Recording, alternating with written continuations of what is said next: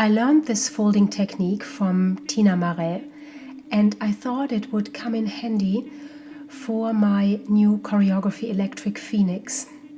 I thought it would be good to create a set design / costume design piece that would go well with Gerald Shapiro's music, Phoenix. It's a complex piece of music that has very, very different sections. And to break up the complexity, I thought a visual element could just soften the experience. And this is the result.